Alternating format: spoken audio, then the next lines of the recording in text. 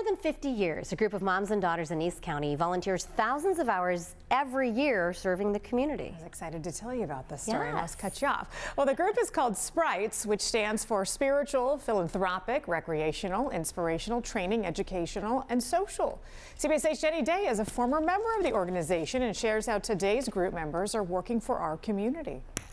Yes, I myself was a member of the SPRITES organization from 7th grade to 12th grade. I now often host their annual gala.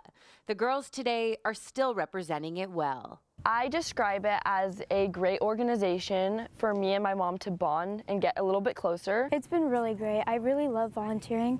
And not only that, I know to myself that I am making a small difference. Reese Hanks and Natalie Muench are seniors at Valhalla High School. They've spent time at each of the 20 charities that SPRITES supports. We know we have about 7,500 hours per year for all the SPRITES. Reese says she's connected most with Meals on Wheels. Just seeing the smile on their face and having the one-on-one conversations, because you know they can't really get out of the house, and it just makes my mornings better. Natalie has felt a special connection with Father Joe's Villages.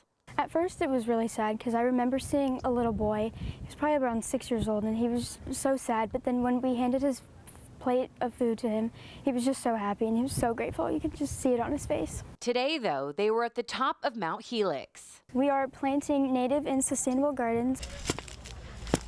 The Outdoor Nature Theater has a rich history. We're the second longest running sunrise Easter service in America, which is very exciting. That's been happening since 1917. The park was established by a local family in 1925. He just saw the beauty and the height and the 360 views, and so he put a wooden cross up at the top, and they wrote a very specific trust of everything from it needs to remain like free for the community to be able to come, and just how it looks, and we can't ever put any advertising in it. The executive director of the Mount Helix Park Foundation also happens to be a former SPRITE.